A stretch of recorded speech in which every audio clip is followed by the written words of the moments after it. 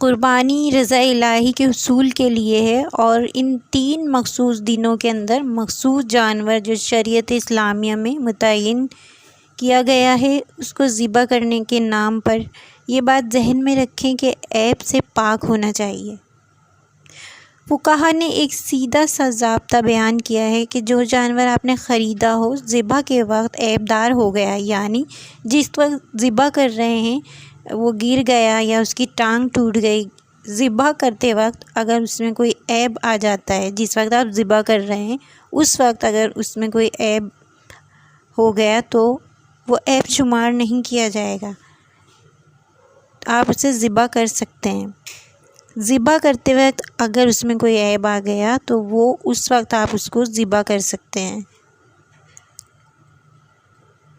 اور ایک بات یہ کہ جو جانور ذبح کرنے کے لیے لیا گیا ہو، خریدا گیا ہو، تو وہ فربہ ہو، موٹا ہو تو وہ افضل ہے، اچھا ہو، خوبصورت ہو تو وہ افضل ہے۔ قربانی ہر شخص پر اس شخص پر واجب ہے جو مالک نصاب ہے۔ کئی بار گھر میں کئی لوگ ہوتے ہیں جو مالک نصاب ہوتے ہیں تو سب پر ہی قربانی واجب ہے۔ قربانی کے 3 حصے کر لیں، دوست، احباب، غربا اور اپنے لیے۔ یہ 3 حصے کر لیں، دوست، احباب، غربا اور 1 حصہ اپنے لیے، اور سنت ابراہیمی کو پورے کھلے دل کے ساتھ پورا کیجیے۔